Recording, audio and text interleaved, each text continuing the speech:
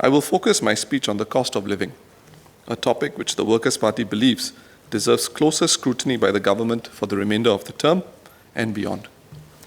The remaining Workers' Party MPs will address other issues as covered in the addenda to the President's address.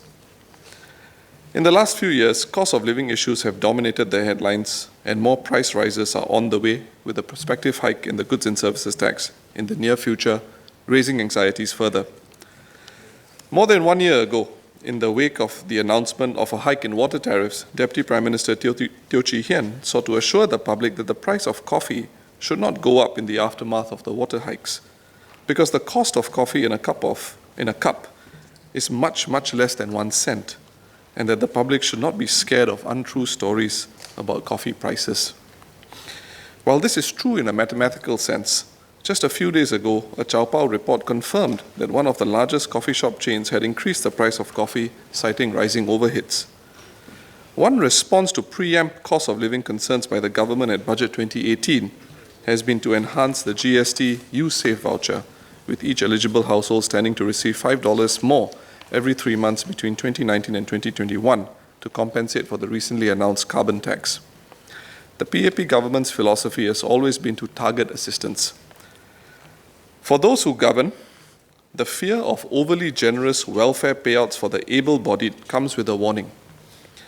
The message that can be inadvertently sent is that a person is not able to look after himself, hence needing support and severely undermining the work ethic.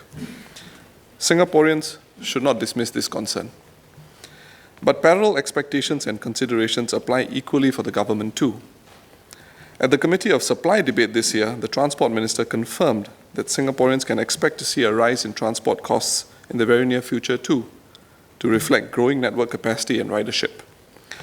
But as many callers to a local radio station commented not too long ago, the cost of running and improving the transport system cannot just be seen through the eyes of fare revenue. Many correctly questioned whether there ought to be some scope for other segments of SMRT's business to subsidize train operations too, such as advertising and revenue from other investments to lessen the effect of any fare increases on the general population. Mr. Speaker, the question of the quantum of the surpluses and the prospect of alternate revenue streams and future surpluses of many government companies and statutory boards to better cushion price hikes on Singaporeans needs to be looked at very closely and debated before prices go up. For example, on the 30% water hike, how do future capital investments in water supply and transmission cohere with the large capital reserves of the National Water Agency, which have increased consistently from around $3 billion in 2007 to more than $5 billion in 2016? Getting into the details of such matters would represent a unique partnership with the people. It would represent bold leadership, but such an approach would also come with an upshot. Price hikes are likely to be better understood and contextualized to the benefit of the policy discourse in Singapore. Mr. Speaker, the President correctly pointed out that young Singaporeans want to feel a strong sense of nation. Raising our total fertility rate is an existential issue for our nation. We know from a recent government survey that many married Singaporean couples actually do wish to have 3 or more children. While 39% felt this was an ideal outcome, only 18% were able to actualize it. Similarly, while 53% of couples ideally wanted 2 children, only 37% were able to actualize it. 61% of respondents raised financial cost as their first out of 3 reasons for not having more children, followed closely by the stress of raising children in Singapore at 56%, and the difficulty of managing work and family demands at 33%. If indeed the cost of living is a major impediment to having more children, what can we do to address this issue? How will we create a strong sense of nationhood when our Singapore core and the values internalized over 50 years of nation building are progressively hollowing themselves out with the population not replacing itself? Sir, immigration cannot be the long-term solution to our TFR woes. Immigrants will grow old too, and we cannot be encouraging even more immigrants to set up home on our shores without a robust strategy to raise TFR. Not to do so would severely impact the quality of life in Singapore for our future generations in view of our limited size. The problem is a structural one, and structural changes are necessary, and bold thinking is required to break with the orthodoxy of the past. Is there scope to make HDB flats more affordable by pegging prices to income levels? Can flexible work arrangements become a compulsory option for new parents from employers? What can we do to make the education system a reason for parents not to panic about having children?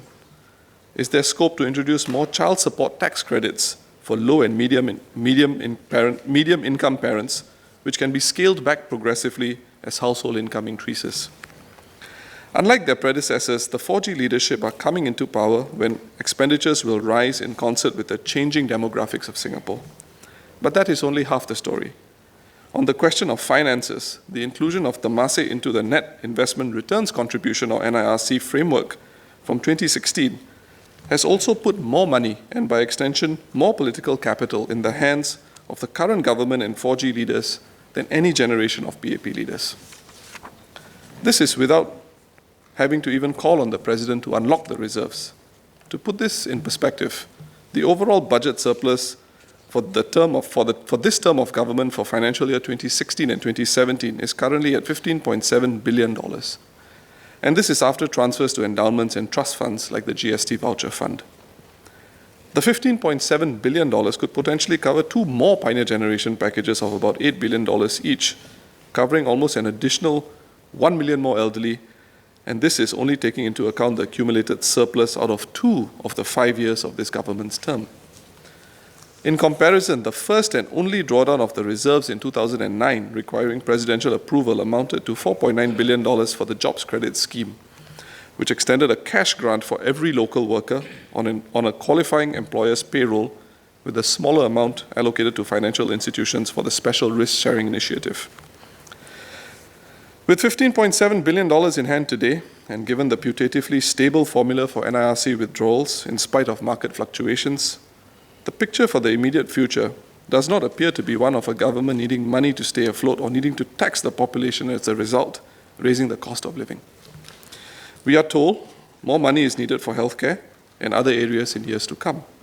This is not unexpected given our demographic transition, with our elderly population expected to grow to 900,000 by 2030. But what are the government's current estimates and the underlying basis for its projections of higher expenditure coming on stream in future?